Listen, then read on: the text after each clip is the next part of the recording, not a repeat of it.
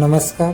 आपला आवाज आपला अधिकार. आपण बघतो श्री क्षेत्र जगदेश्वर मंदिर आडगाव या ठिकाणी हे जे मंदिर दिसतं हे पुरातन मंदिर.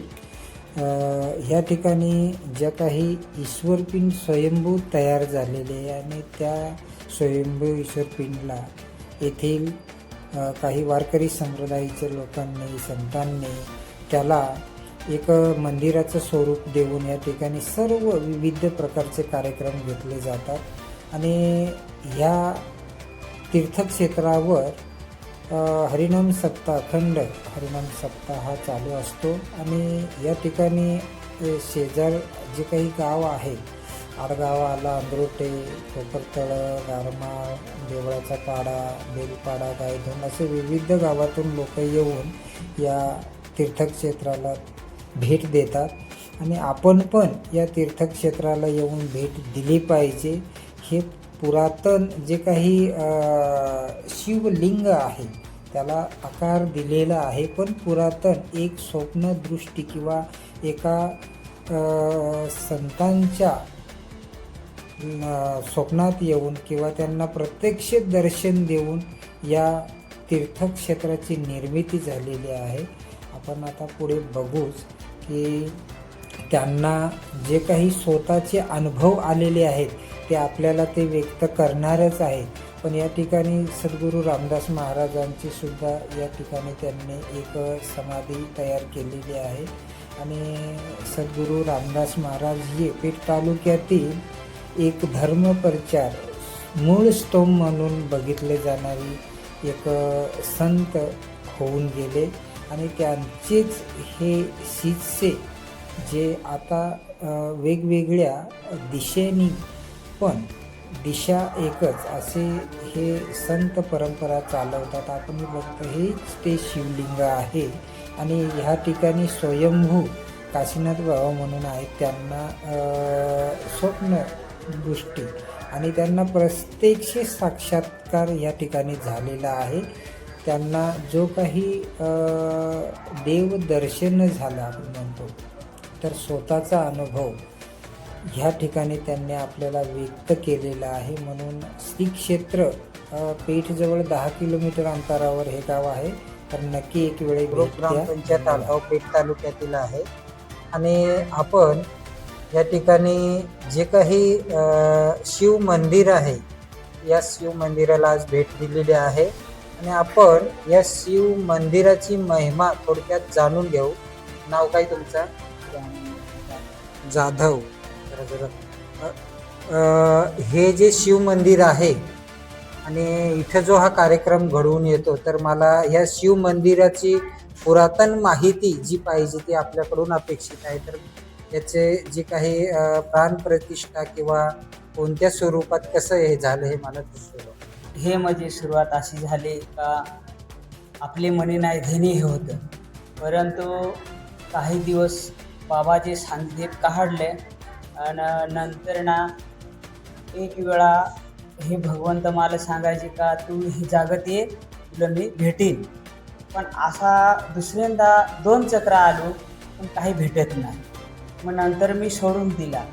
थोडासा आमची यांचे तर म्हणजे विषय झाला होता का अशी अशी वस्तू मला बोलवते काही तुला मी भेटेन, पण काही भेट झाली नाही. नंतर मी झोपलो आणि असा उसा टाकून दिला आणि नंतर बाहेर गेले. नंतर तिथून आलो ना तेव्हा उसा उघडला तेव्हा एक सर्व माझे विषय होता त्याला मी मारून टाकला. सत्य ते सांगायचं, मारून टाकलं. नंतर मग 2-3 दिवस झाल्यानंतर ते जागेवर पुन्हा एक सर्प वरून आला. रात्री झोपेत वरून टांगान अंगावर पडले. तो गार लागल्यानंतर मी असा उडवला. तो पुरांचे घरवालीच्या अंगावरून अजून तो आमच्या विषय खाली गेला. परत त्यालाही मारून टाकला. मग माझ्या पोटात थोडा भय घुसला का काहीतरी हे आहे बा, म्हणून मी 2 तुमच्या इथले ब्राह्मण आहेत ना त्यांच्याकडे गेले. मग मी असं सांगितलं का मी घर बांधलास ना तेव्हा हे तुला काहीतरी आहे बा. मग ते माझ्या मनात नाही बसला. पुन्हा मी आपल्या इथं ते म्हातारा पांगळा होता ना त्याच्याकडे मी दाणं घेऊन गेलो. त्यांनी मग तिला मी पाहायला लावला. त्यांनी सांगितला का आजपासून तुझ्या घरात जर नाग नाही आला, तुला दिसलाही नाही, तर 1.25 महिना झाल्यानंतर आपण पिठाचा नाग करू आणि त्याची थोडीशी बोलवण करून घ्या. मग आम्ही श्रावण महिना निमा होता. मग मी 10-11 शनिवार पाळलं. मारुतीचे गळेत रुईची माळ टाकली आणि 11 शनिवार झाल्यानंतर मग ना मी तो निमा श्रावण झाला. मग तिला सांगितलं काय आता आपण काय आहे ते करून टाकायचा. मग त्यांनी ना थोडासा मला तांदळाचा पिठा आणायला लावला, पानं आणायला लावली, त्याच्यावर पिठाचा एक नाग बनवला. आणि नाग बनवल्यानंतर मग एक नारळ घेतला आणि आम्ही ते घेऊन शिलाच्या बुडाजवळ गेलो. त्यांनी नारळ फोडला, काय त्याची विधी ती केली. त्यावर 3 दिवसानंतर एक म्हातारा मला घ्यायला आला. तो म्हातारा इथे घेऊन आला तर हा ईश्वर फुलला था, असा लांबून प्रकाश पडला. तर मग आम्ही हे जागेवर उभं होतो. तेव्हा हा प्रकाश आम्ही इथं आल्यानंतर असा समावेश मालत याच्यात झाला. याच्यात झाल्यानंतर मग तिथेतून थोडे टायमाने भगवंत प्रसन्न झाला. त्यांनी मला असं सांगितला का कोणी खोटा मानेल तरी तू खोटा मानशी नको. हा साळोका माझा खाली आहे आणि मला फक्त हिराणी म्हणून ह्या 3 रेषा आहेत. काही 3 रेषा दाखवून दिल्या. एवढा सांगितला.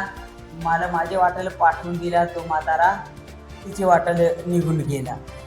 नंतर मग मी ही वार्ता त्यांच्याजवळ सांगितली.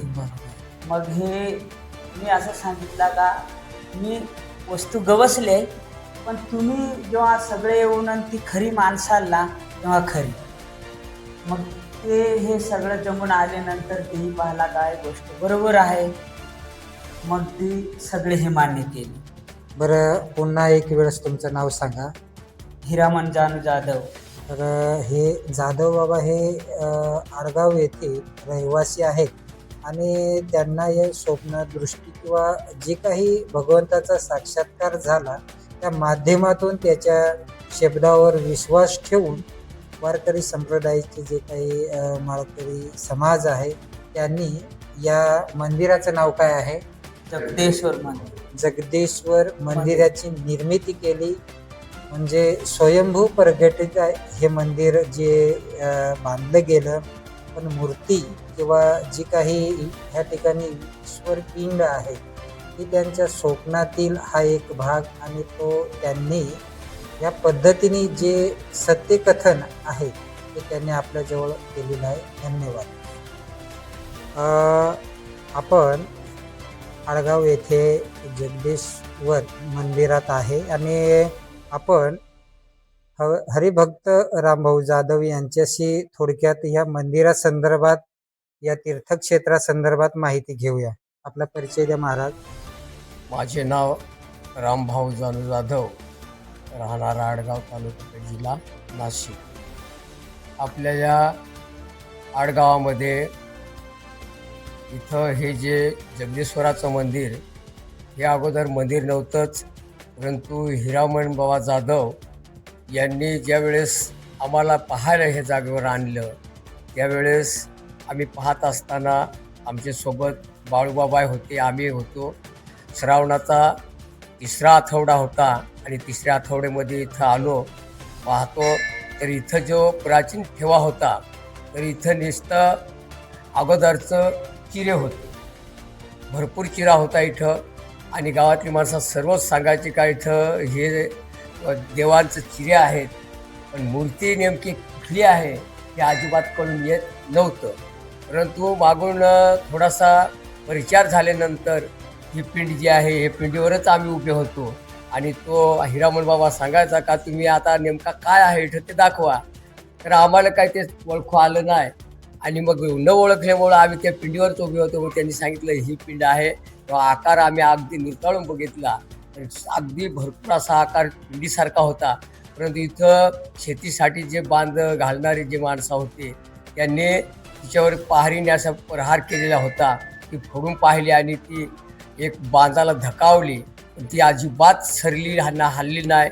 ती तिथे तिचं आणि फोडल्यानंतर त्याच्यातून त्यांना अशी परिस्थिती आली का भयानक असा एक भुजंग त्यांना असा आढळला आणि मग ते पहार टाकून आणि ते घरी पळत गेले.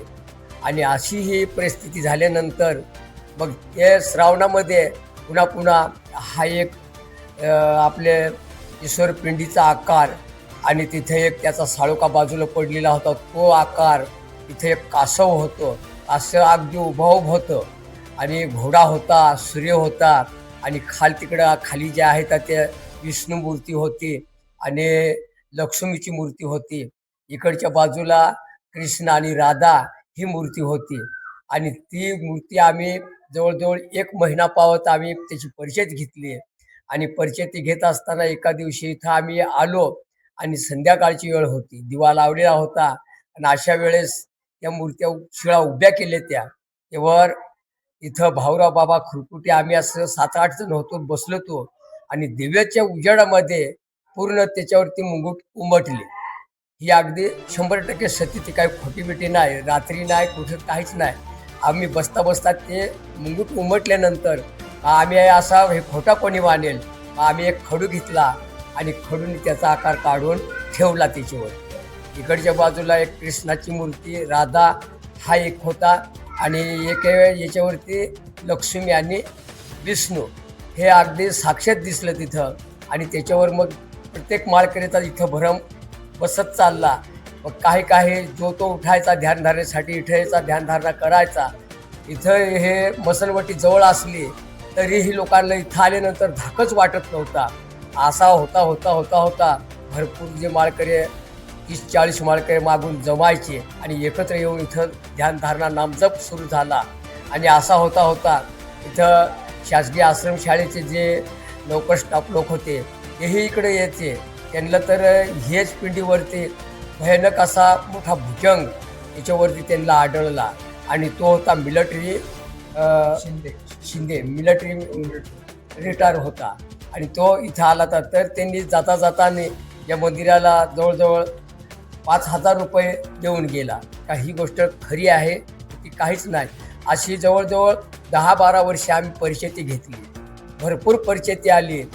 काही कोणी असे नवस घेऊन जायचे आणि आजच्या महाशिवरात्रीच्या दिवशी लहानले बाळ घेऊन यायचे आणि ते नवस फेडायला यायचं. हे कुठून झालं काय तर ते पुरच घेऊन यायचे आणि अशी परिस्थिती झाली. आणि मग आम्ही इथली तयारीच केली. तयारी करत असताना इथे यायचं त्या दिवशी सांगायचं मंदिर बांधायचं आहे. तर असे 12 वर्ष आमच्यापासून फेल गेले. आखणी करायची, घरी गेला का बंद होऊन जायचा. मग एके दिवशी इथं आखणी केली आणि सुरुवात करायची वेळ आली. सुरुवात केली पण तेव्हा इथं सीताराम इंपाळ सिद्धमाळचा त्यांनी इथं कॉन्टॅक्ट घेतला होता आणि ती हे मंदिराचा जो लेंटल लेवल पावत न्यायचा ठरवला.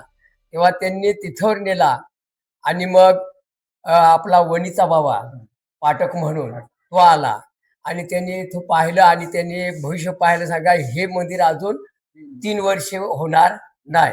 आम्ही त्यांची चेष्टा केली 3 वर्ष. माझे नाव दिनकर बाळू खुरकुटे, मुक्काम आडगाव, पोस्ट भवन, तालुका पेठ, जिल्हा नाशिक. आज मी एक गव्हर्नमेंट नोकरीला असून माझे आई वडील पूर्वीचेच एक 25 ते 40 वर्षे झाले तिथून वारकरी संप्रदायाच्या असल्यामुळे त्यांच्याच पाठीमागे लागून मी सुद्धा लहानपणापासूनच माळकरी आहे. आज मला एवढे दिवस झालेले आहेत.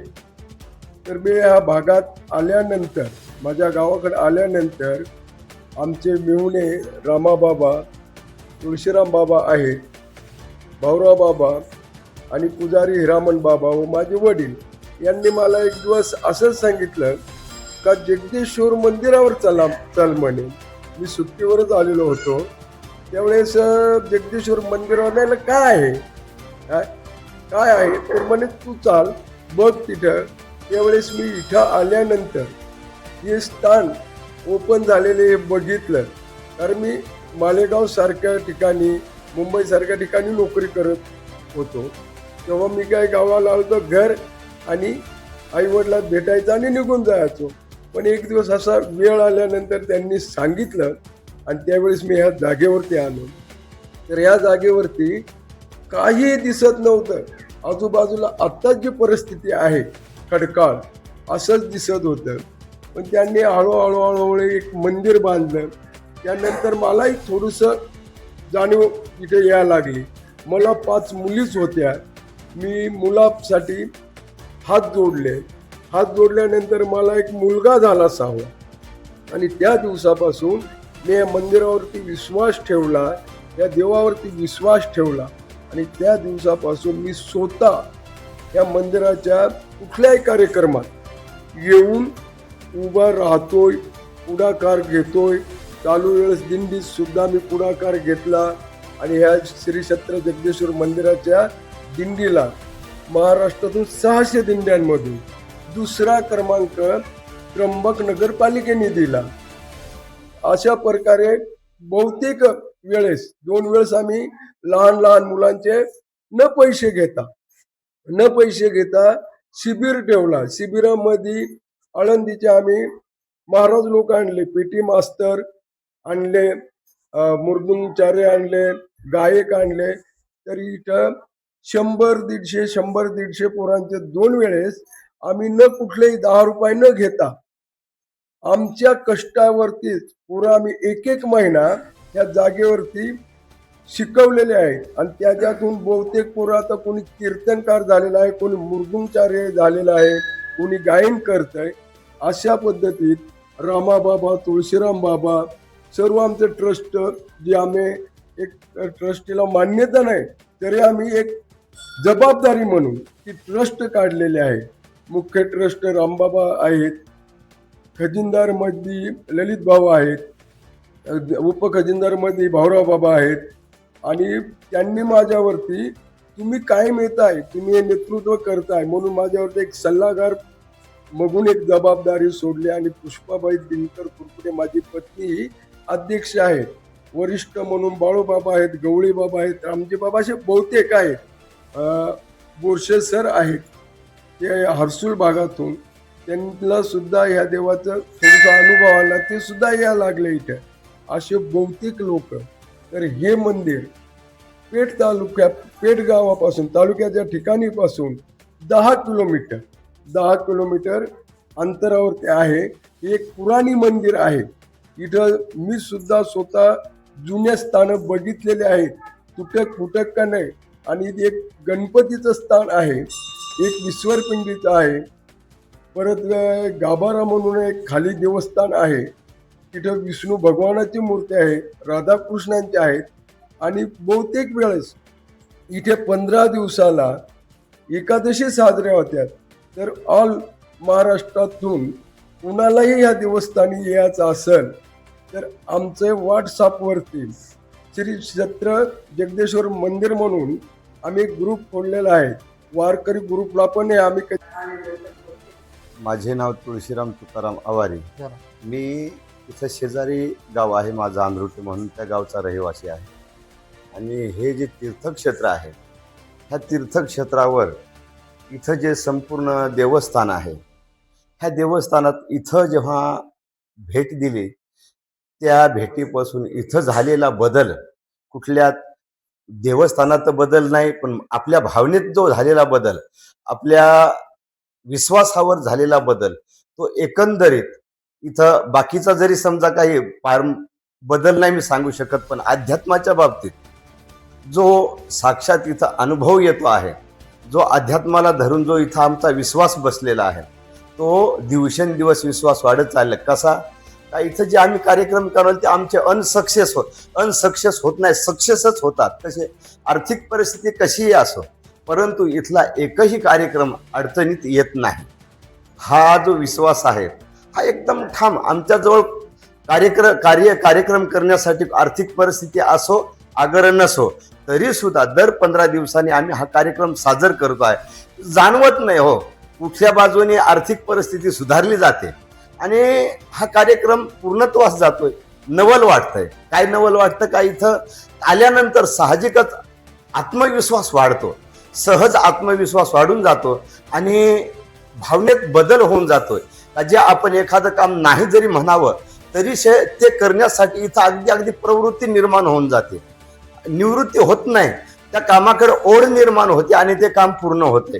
असं याच्याने जेव्हा आत्मविश्वास जो आहे, हा आत्मविश्वास ज्याच्यासाठी आपल्याला भगवंताने ह्या देहाची निर्मिती केलेली आहे आणि जवळजवळ ह्या देहाची सार्थकता होण्यासाठी असं एक स्थान निर्माण झालेलं आहे. आणि ह्या स्थानापर्यंत येऊन पोहोचल्यानंतर जी आयुष्याची जी वाटचाल आहे, त्या वाटचालीस योग्य असा जे मार्गदर्शन मिळावं, जे सहकार्य मिळावं, नवे नवे ज्या भगवंताची भेट व्हावी, असं हे भगवंताचं स्थान एकाएकी लाभलेलं आहे आणि आम्ही त्या स्थानावर रम्मान झालेलो आहोत.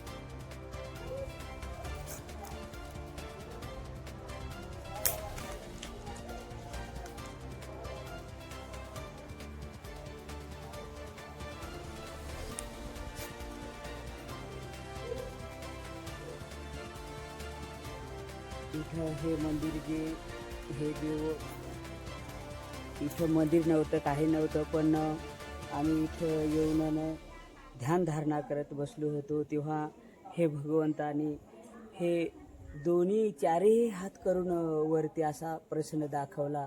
तेव्हा त्याचे कपाळावर ना त्रिशूळ होता ते काळात. मग आम्ही इथं येऊन ते पाहिले ते त्रिशूळ आणि ती सोंडबिंड कशीच होती.